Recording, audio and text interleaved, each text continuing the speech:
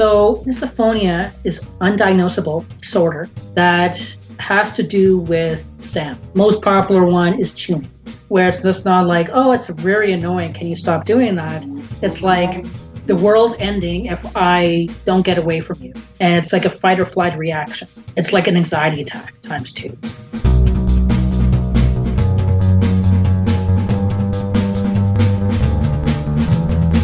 Hello, welcome to another episode of Buddy Hugs and Mental Health, free safe space for people to share and learn from others' experiences with mental health and addictions. I'm Todd Rennebaum, suicide attempt survivor and recovering substance abuser. Thank you for joining me for another episode. This one is with Shane Haniff, I believe you say it. He's had experience with podcasts. He's also a writer. He also suffers from misophonia, and that is when your body goes into fight or flight, anxiety driven, and it's triggered from sounds or noises, or chewing gum is usually a big one, or chewing. Anyway, he's going to talk about that. He's also had anxiety and depression in his younger years, but it's come worse with the misophonia. Now, this episode is also on YouTube. You can check that out, Bunny Hugs and Mental Health on YouTube, and there's a whole bunch of episodes on there. Some of them are old interviews that I've kind of brought to light now in the video form, so some of the production isn't great, but the conversations are amazing, so you can check all that out. Also, I've got a major announcement coming up in the next week or so, and that's going to be also very exciting, so stay tuned for that. You can also follow the podcast on Instagram at Bunny Hugs Podcast, and on Facebook, Bunny Hugs and Mental Health. But anyway, let's get to the interview. So without further ado, I give you Shane.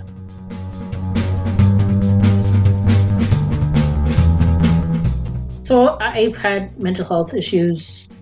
That sounds kind of harsh. I've had depression and anxiety since I was a teenager. And, back then, not to date myself or to age myself, but like back then it was like, do not say to anyone you're going to see a shrink or you're depressed because people think you're crazy. From the 90s all the way up till like maybe 6-7 years ago, I saw it progress where it was getting better and better and people were able to talk about it. And then I moved to London in 2017, and I got into, then I found out about Defeat Depression, which is an organization funded by the Mood Disorders Association of Canada. They do a yearly walk here in London, and I started to volunteer with them, just doing little minor things within the committee. And that kind of and then, COVID happened, and I got into, my background was in radio. So I went to broadcasting school. I loved radio. I used to do radio podcasts with Alan Cross and Michael Hainsworth called Geeks and Beats. So I was in around broadcasting from 2014 to 2019, got laid off. And then I kind of was lost and I didn't really know what to do. So I was listening to all these wrestling podcasts and different podcasts. And I was like, I could do so much better than them. I was like, you know what? I should do better than them. And I came up with this idea of doing this one show called Shower for the Soul, which is like a talk show just like yours, battling different issues about depression and anxiety and stuff. But this is before my misophonia. This is when fall 2019 going into 20. So I was talking about depression and anxiety and back to school and, things like that. I had Erin Davis, who was a big radio announcer in Canada. She dropped a book about her daughter passing away.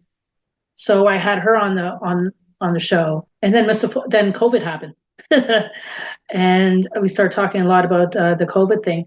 But answering your question, through Defeat Depression and through that, I just thought it was just something else needed that someone can speak up to.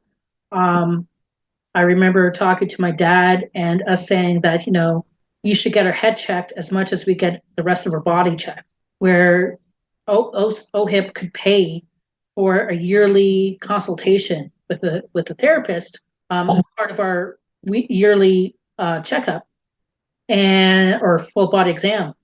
And I was like, you know what? It should be regular that we can talk to people and say, hey, I'm going to therapist tomorrow. Do you want to link up after? Just like you say, I'm going to get my head shaved tomorrow. Do you want to link up after?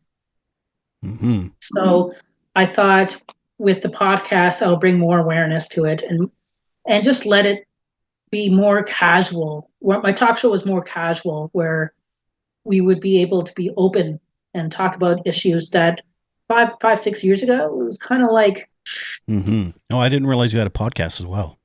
yeah, And it's mostly mental health stuff, like you said? yeah. So I had a few. So I had meant the shower for the soul, and then I had rinse, which was kind of like a Vice TV type of documentary, very hard hitting, a lot of music background. It was a 10-minute thing and a lot of news clips. And it just hit different topics very quickly.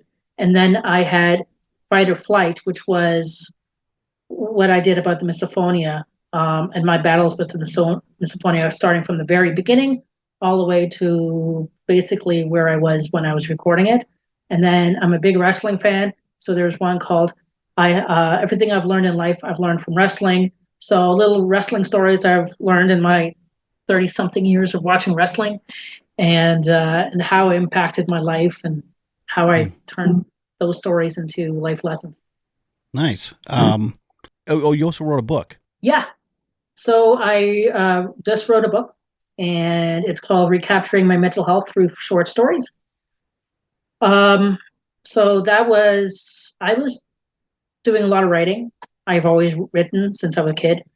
That's what I was doing with Geeks and Beats. I was doing their blog, and also did some a lot of freelance writing. But I was also having fun with poetry around less time last year, and I was sending them to my mom and like people who would read them. And my mom's like, "You should write a book, like an ebook about stories." And it's something that I thought of doing when I was a teenager because so by the time I was 17, when I was thinking of writing this book, I almost died in the hospital from Sick Kids Hospital from a back surgery. My parents divorced, teenage battles of life, love, family, friend trauma, everything. Mm-hmm. So as a 17-year-old, you think, you know, I've encountered everything in my life so far, and it's big, and everyone wants to read it. So I thought that everyone would want to read about my book. And I was a big Wonder Years fan, so I thought I was just a little Fred Savage. And so I came up with Shower for the Soul, which later would become the name of my podcast. So I thought, well, maybe I should write a book, and I can't use Shower for the Soul. So I came up with this Recapturing My Mental Health Through Short Stories. And it's just basically what it is. It's just short stories talking about my scoliosis surgery in 1992 to being on the floor picking up cocaine and having my friends support me on not drinking for 97 days to a little bit about my misophonia situation and COVID and different stories like that. And it's, yeah, so it took basically around a year and a half to write, or a year to write. I have my own book. It's a kid's book, and it took 4 years to write. So you Oh, did pretty really? good. Yeah. So you have some substance abuse as well through those periods? Yeah. So, yeah, you're a product of your environment. There was a lot of drugs around when in my friend groups. So, and when you're depressed and you don't really feel like living for tomorrow, but not that bad, where you want to go home and off yourself, but you just felt like, oh, I don't care. I don't care anymore. And some white stuff comes around your way, and it adds to the party and your drinking experience. Of course, you would do it. So that's what I did. I was never one to buy it as much. Like I was not that addicted. If it was around, it was around, and I'll just do it. It just happened that it was always around me. Um, So you mooched it off everyone. I'd rather buy beer. I'd rather go to the bar and sit at a table and just talk all night rather than doing whatever. But But if yeah, it I was did. offered, Well, yeah, that's what yeah. the washroom's for. So yeah, so I basically did that a lot. I say from 2007 to like 2015. Through that time, I was on my floor in my bedroom, and I had to call my friend from who was living in the UK at the time to say what's going on, and this is what I'm literally doing on the floor right now. I mean, I love the drug. It's just not something I'll do anymore. I think that's just age and just growing older and wiser. Mm-hmm. I'm much more of a pub guy. I would just rather spend my night at the pub and just drink and do Mm-hmm. some shots. Um, okay, that sounds good. So it's not like you had to go to treatment or anything like that. You just kind of grew out of it. You're like, okay, that was a fun phase. Time to. Yeah, I did do some addiction counseling in 2015, Mm. but that was mainly for alcohol. Okay, so now down to the misophonia stuff because Mhm. this is the stuff that I haven't talked to anyone about before, and um, I relate to it very much. So maybe explain a little bit what misophonia is. So misophonia is undiagnosable disorder that has to do with sound. Most popular one is chewing, where people are afraid of or just can't stand being around people chewing. And and it's like a fight or flight reaction where it's just not like, oh, it's very annoying. Can you stop doing that? It's like the world ending if I don't get away from you.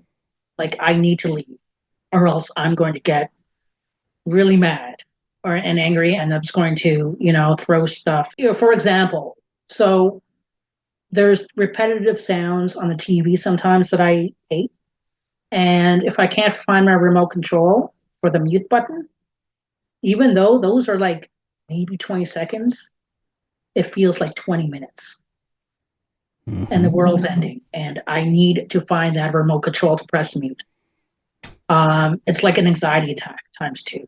It's crazy. Hmm. And so for me, it's sounds. It started off when I was living in the basement of my mom's house, and she lived upstairs, and I just hear her walking above me, and it was weird because it was never like I was there for a year and something, and suddenly something happened one day, and it just started getting on my nerves. So it's not something that you've lived with forever. It was like a physical ailment. It appeared one day. Yeah, no, what I was thinking about this also a while ago. I remember having these kind of reactions, but I just thought it was just annoying. So there was one time I was walking home from the mall, bags in both hands. Now my sister is one of those, hello, send, how are you, send, can you talk to mom, send kind of texters. So hands full, my phone's vibrating, making sounds because of her texting. I know it's her, and I'm just like 5 feet away from my house, and I wanted to get home, but those 5 feet seemed like again 20 minutes because the sound was irritating. She's also one of those repetitive doorbell ringers, Mm-hmm. which also got on my nerves. So I never associated those two before with misophonia. I just knew that was just a thing that would get on my nerves. But the first time I found out about it and what really sparked it and sparked like me losing my job and everything was mom's footprints or footsteps. And yeah, it was bad because back then it was like I don't know what's going on with Shane, and I didn't know what was happening. So she was worried about me not knowing if I was going crazy or if I was on drugs or I was like, what's happening. And meanwhile, I'm like, what's going on with myself? Why am I acting like this? You Mm. know? And you actually lost your job? Yeah, that was like a year later when I moved into this building I'm in now. But I originally lived in, again, in the basement, and there was a spa on top of me. Again, the footsteps and everything during the day. And I had to take a couple of mental health days, and I was taking some pills for my anxiety, which made me faint during a shift. What was your job then? I was doing some kind of customer service with an at-home company where I would be basically their receptionist.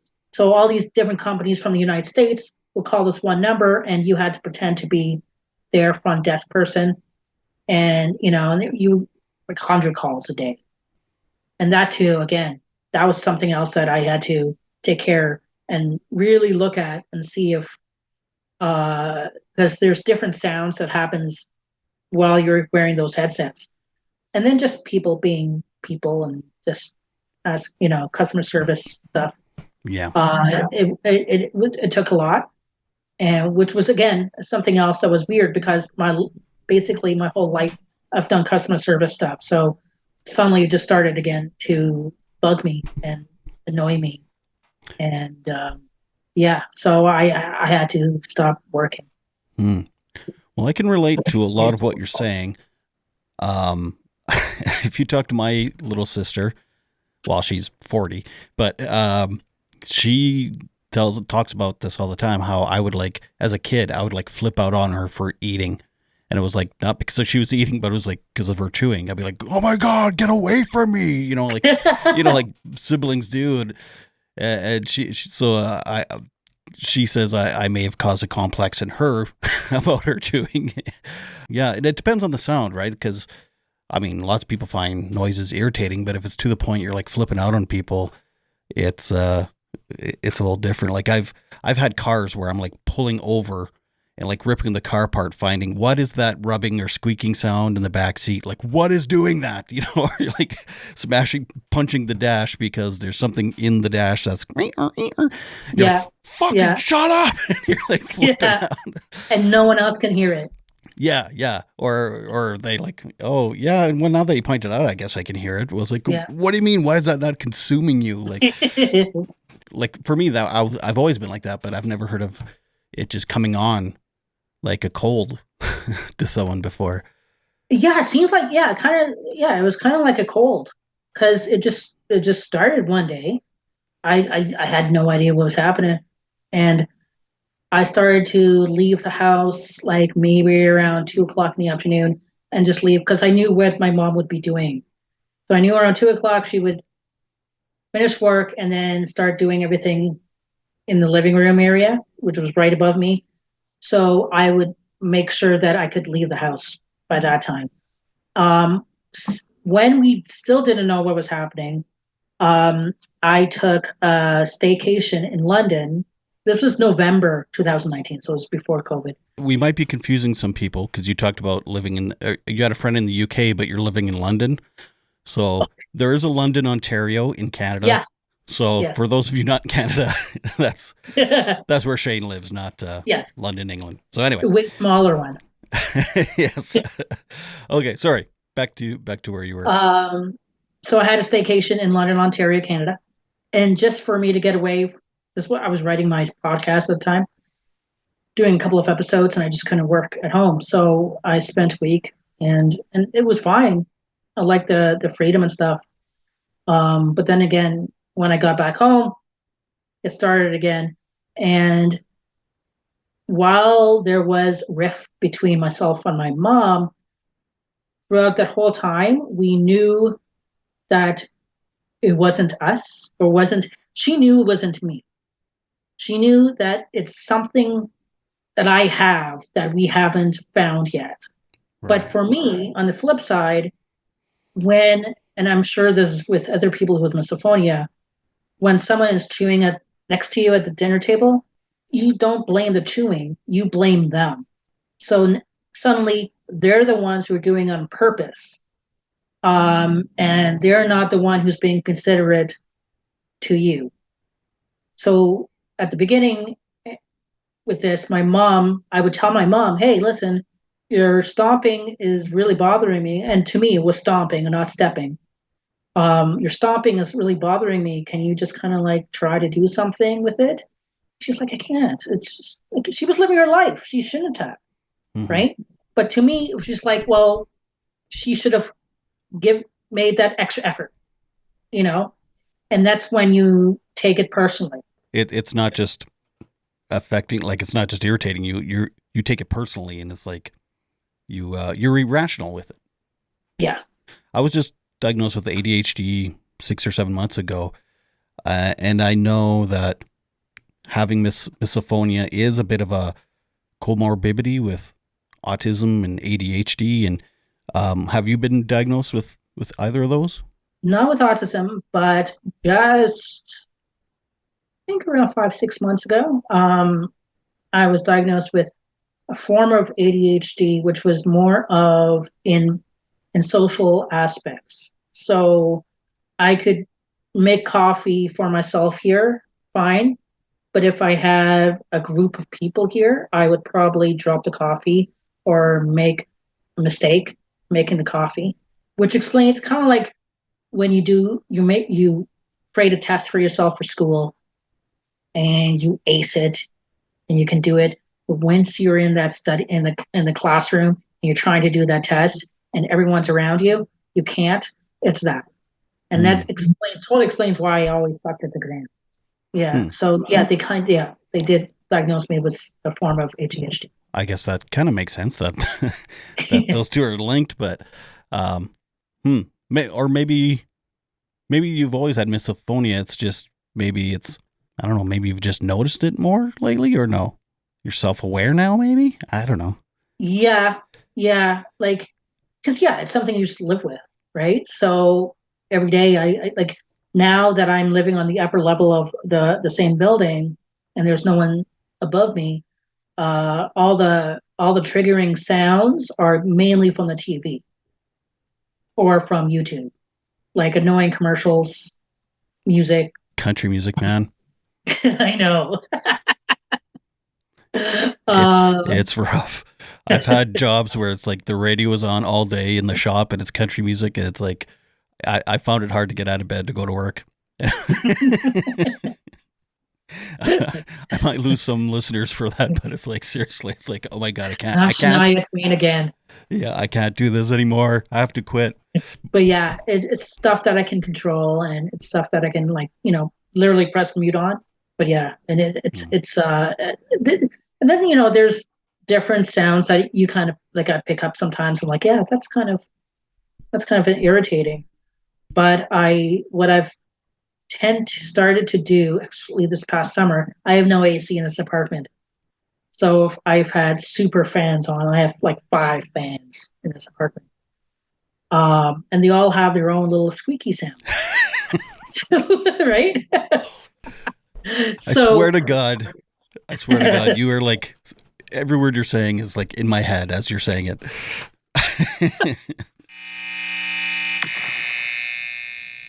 One thing I've learned through my experience with mental health and addictions is you never know what you need to hear until you hear it. Make sure to rate and review on Apple and to tell as many people as you can about the podcast so others can hear something they need to hear from one of my guests. After all, this is a free mental health service, which is a rare thing, so why not share with as many people as you can?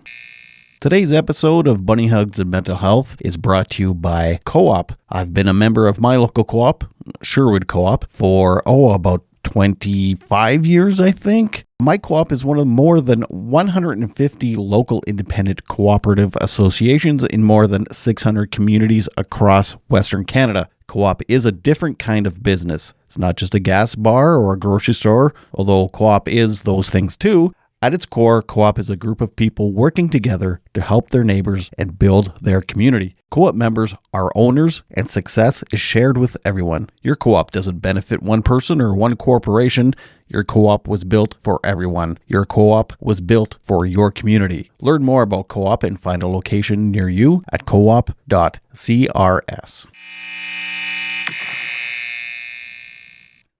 So what I've been able to do, and I've been able to do with the squeaky sounds rather than the TV commercials and stuff, is associate the squeaky sounds. So like for me, the squeaky sounds remind me of going to Vegas and staying at a hotel, like at MGM or Caesars.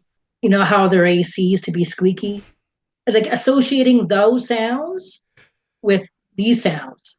So I'm kind of connecting good times with the fans. Mm. So I'm not thinking of them as annoying sounds. I'm thinking of them as I'm in Vegas and I'm at Caesar's Palace in a nice suite and we're going to go swimming soon. I'll have to try that. Yeah, man. Like there's times in the middle of the night I'm like shaking my fan because it's Yeah. and my wife's like, "What are you doing?" I'm like, I cannot live in this room like this. Well, I'm glad I'm not the only one. Yeah, same. So have you? Are these just coping skills you've kind of come up with on your own, or are you talking to a professional about it? Or I did talk to a couple of professionals since this whole thing happened. And I think they mentioned something about it. It's just something I came up with myself of trying to cope with the fan sounds because I knew I had to live with them for the rest of the summer. But yeah, I mean, it's like I've had most misophonia for past 3 years now. So I'm starting to kind of understand how to cope with it and little little side hustles I could do to avoid the the fight or flight type of reactions, which I haven't had in a while. So good, yeah, yeah. The chewing one is tough because it's like you. I mean, it's not like you can hit mute on someone chewing, but yeah. over the years I've just like accepted that, it's me, it's not them, it's temporary. Hmm. The meal will be over soon, but Yeah. I Yeah. Actually, I have a friend who is a waitress, and we were talking about misophonia one night, and she's like, "Yeah, it's the chewing." I'm like, "How can you do it?" She's like, "Well, I'm not standing next to them while they're eating, right?" yeah. And it just gives her more excuse to stay busy and walk around and stuff. So she's never really hitting a table and spending enough time to hear them chew, if that makes sense. It's definitely affected relationships in my life. I had a coworker that I was close with, and he would do this weird noise with his mouth once in a while. It was like Really? I couldn't have coffee with him anymore. It was like I had to leave the room, and it was like, no, I can't. Oh no. Um, yeah. And in high school, it was chewing gum. There was a guy that would sit behind me, and it was like the entire class. So it wasn't like a meal where it was like, you know, there's a bit of chewing and then not. It was just like this constant behind me, and it was like, Oh yeah, yeah, yeah, yeah, fuck. yeah. How about kissing sounds on TV? Mm. I don't know. Huh. Yeah, I know. Actually, you know what? I wouldn't even notice, but my wife watches a lot of like The Bachelor and all these kind of dating reality shows. So it's just been the last while where people are like kissing on reality shows, where it's like, oh my God, that's so. Well, there's the beeping when like Jersey Shore. I love Jersey Shore, and I've been watching the new season, which is amazing. Um, Sam is back, which is cool. But uh, the beeps when they swear a lot and they Oh, have yeah. to do the beeps. Mm-hmm. That's kind of annoying. Or yelling, just dumb yelling, like the girls from Jersey Shore. You know, sometimes I have to turn that on. My wife doesn't watch that, but she watches a lot of Real Housewife of different cities, and she'll watch it in the bedroom. But even from the bedroom, I can hear beep beep beep beep beep like through Yeah. the wall. I'm like, oh my God, huh? That's interesting. So is like having to quit a job the biggest setback, I guess, misophonia has caused you? I think so. Yeah. Yeah. There was like now I have to tread very carefully of what I take and what I do. Um, I was just doing market research with a company I worked with 20 years ago. Then I took a really long lunch break and came back to them, and that was fine because it's not like every call and you're kind of controlling the call volume. So it was the incoming calls that were really annoying me. And you don't really get a lot of dumb people when you do market research Mm-hmm. because it's just your opinion and yes or no, strongly agree, you know. Uh, so yeah, so I was able to do that. Ideally, I would love to do just like I just like to do some writing, for work and stuff like that. But like, yeah, I mean, I'm sure there's everything I do. I'm going to encounter some type of misophonia, some triggers. So I just have to, prepare myself. Just kind of like depression. You wake up every morning, you're like, okay, well, is it going to hit me today or not? Yeah, yeah. And just like come prepared. Have you ever heard of synesthesia? No. I think I'm saying that right. It's where some people they can hear a name or they'll see music in color, and it's also a very common thing with. Well, I shouldn't say very common, but it's more common with like ADHD and autism than neurotypical people. But yeah, there's a lot of things with the senses that people neurodivergent people kind of go through. Yeah, do you have sensitivities with fabrics or anything like that, like with touch or light or anything else? Oh no, no, those are fine. All my other senses are pretty good. It's just the sounds. What I read over the weekend, which is pretty cool, is that Walmart is going to start doing sensory hours for those with autism. Mm. So they're going to have dimmer lights and quieter music just for people who can't shop in a regular shopping hours with, full on, full blast music and full blast lights and everything. Yeah, that's interesting. Yeah. I used to work in theater, and we would have certain performances that were for people with autism and people that couldn't take too much. What do you call it? I can't think of the word. Doesn't matter. It's kind of like sensory overload kind of stuff. yeah. So Um, it's kind of like good not Good Will Hunting. Mr. Holland's Opus, what he did for yes, his son.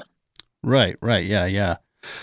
Which was cool, but also working in theater was a nightmare for me because while like I used to be the carpenter, I build sets and stuff, and I'd be in my shop working, and like all day long, over and over and over and over and over again, they're rehearsing in the theater, which I can hear from my shop, the same song from like Uh Little Mermaid like 30 times a day, and it's like yeah. fuck. Like it was like that Yeah. country music thing again, but it was like, oh my god, if I hear that song over time, I'm gonna lose it. Well, yeah, I mean, I worked from home with Rogers cell phone customer service and tech. And they still have the same holding music. And I always told them, like, dude, you guys own how many radio stations? Can't you just put in like CHFI or 680 News or, and instead of having literally the same song played over and over again for your hold music? It's annoying. You're a communications company, for Christ's sake. They're like Rogers like the Comcast of Canada. Canada. And yeah, I've talked to a couple people from London on the podcast, actually. What's with that? You all talking? You're like, you got to get on this podcast. I don't know. I would love to. I'd love to talk to other people. Defeat Depression has a pretty good backing. Um, this year. I was the first. I was the chair for this past year's run, last in May Hmm. at Victoria Park, which was like our town square. I think every city has a Victoria Park. Yeah, and then in Toronto has Victoria Park Avenue. Oh yeah, Regina has Victoria Park. Oh yeah, Yeah, yeah. I don't know if you know that, but I'm in Saskatchewan. but yeah. So yeah, I know there's a lot of backing. I just haven't really met a lot of other people. Hmm. Yeah, there's a young lady she was in a car accident and she had to learn how to walk and all this stuff that I talked to from London. And she actually lost a friend in the car accident too. She was a really great guest. Oh wow. Anyway, I told you I go off track once in a while. But the thing about I was gonna say the thing about misophonia is it does affect your mental health. Like, it's not just, well, any of these kind of sensory kind of issues affect mental health. It's like trying to work all day while someone's jabbing a needle in your eye. Exactly. And it's like, Exactly. yeah, I don't know how else to explain it. It's well, first, before I knew it was misophonia, I thought I was going crazy, and I don't know what was wrong with me. So that was kind of like ego deflator. But yeah, it's kind of upsetting to go through it because you're kind of like, what's happening with me and why am I like this? And then you're going, I like when I wake up in the morning, how, like, for example, when I was living in the basement, I was always on guard. So I don't know how many appointments she would have, but sometimes when she didn't even have appointments, she would be in there cleaning. So I would wake up and have her there at 9 o'clock, and I'm hearing her footsteps. So I put on my headphones, and then I kind of like, okay, is that it for the day? And you're kind of like, you. I wasn't living my life fully because for the rest of the day, I was kind of like, what's she gonna do now? And this is during lockdown, so it's not like I really could have gone anywhere. So, Mm-hmm. you're trying to live your life and then something else happens. She's up there again. And you're like, okay, how long is this going to be? And it ends up being like 20 minutes and you're already going, buck wild and you're debating if leaving the house and going for a walk or something like that. So yeah, it really fucks with your life. Yeah. Yeah, it's constantly fight or flight and the constant Yeah. anticipation of like, oh God, I know it's coming and there's nothing I can do about it. And I'm sure I don't have it as bad as some people, but still it's. So are you self-diagnosed? Like, did you kind of just put your symptoms into Google At and first I did. And then I went to the doctor and my doctor, that's when she said she couldn't really diagnose me because they don't recognize misophonia as anything. And that's when they were giving, then she did some images of my head and she found atrophy on the front part of my head. And that's when she recommended me to the head doctor, who was the one who diagnosed me with ADHD. But yeah, so I then there's a center here called Day Counseling, and I saw two of the counselors, and they both said, yeah, you do have misophonia, and this this is really what's happening. So they gave, I forgot the name of the pills, but they're really really heavy anxiety pills. Where, like, when you're I don't know if you're in a I don't know if you're ever did this, but when you're in a big high, you feel like your body's way too heavy, and like if you're stepping up on the stairs, your footsteps feel really heavy, and it's just, that's the kind of high I was with just half one of those pills. I mean, I've done coke, I've done a lot of other stuff, shrooms. This was like the biggest trip ever, and I hated it. oh, And I said, no, man, I'm not going to do this. I'm going to just smoke my weed, and be peaceful and take my gummies and watch some wrestling. But so you're self-prescribed. yes. So yeah, like I just yeah, I couldn't take the hard stuff. So misophonia isn't in the DSM-5, which is like the book of psychology and psychiatrists use for diagnoses. No, Interesting. But yet you had like three different professionals recognize it. they recognize it, but they can't diagnose it. So they can't prescribe anything for it. They can prescribe something for what they think misophonia is a part of, which is ADHD, autism.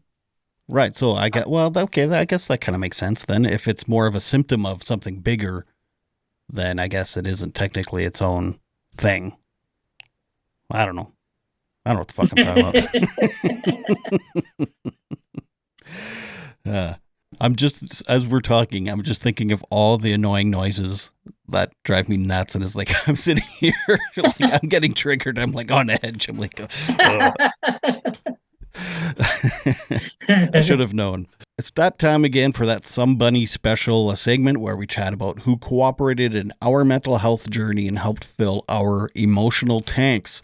Brought to you by Co-op, which is a very Western Canadian business. I don't know if London, Ontario has co-ops, but who would you like to give a shout out for when you, through life, needed someone? Ooh. Macho Man Randy Savage. How do you know? Randy is my favorite wrestler of all time. Put it into a Slim Jim. You're going nowhere. I would say, I guess, in wrestling terms, I was, I guess I've been beating up on my mom for this whole podcast. I guess I could put her over.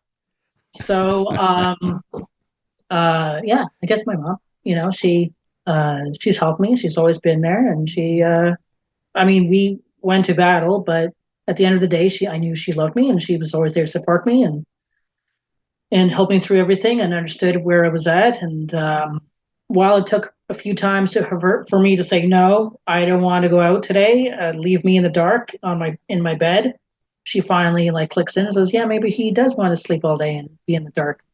But, deep inside, I know that whatever she did to try to get me up was all from love. And I might have thought of it otherwise. I know I'm ahead right now, so I'll shut up. And before I can get her back into the bottom. But yeah, I guess I would say my mom. Oh, nice. Well, and I mean, she let you stay in her basement, and she's the one that got writing into your head. Exactly. Yep, she's the one who inspired the book. Right. Yeah. Well, that sounds pretty good.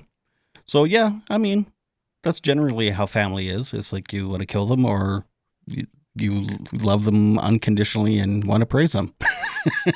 Right on. Exactly. Do you still go through depression and anxiety, or was that more of all the time? Yeah. Yeah. Oh, okay. It's not like you're cured now. Far from it. Well, to be honest with you, for me, I mean, I consider that a symptom of my ADHD. Are you on meds for your ADHD now? No, I know. I just those. I've had bad experiences with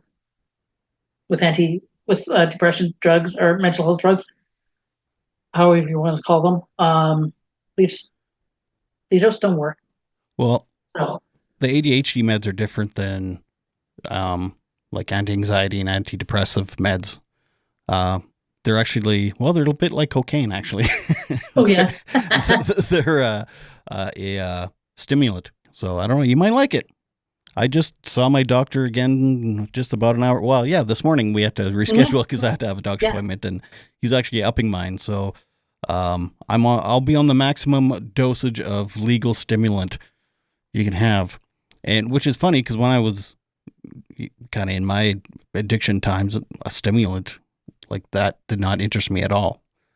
So I'm not trying to abuse them or talk my doctor into giving me more. It's just, it's just what I need, I guess, to get me focused and whatever. So, well, it's like weed. I mean, we all started doing it in the park and, behind your parents' back. And now 30 years later, we're doing it right in front of them. And your parents are now interested in saying, hey, how can I have these gummies for my back? Like, it's weird. Yeah. I haven't, I'm clean. I've been sober for almost 7 years now, but when I was using marijuana, I mean, that was my jam. Oh yeah. Yeah. My mouth still waters when I think about it, but yeah.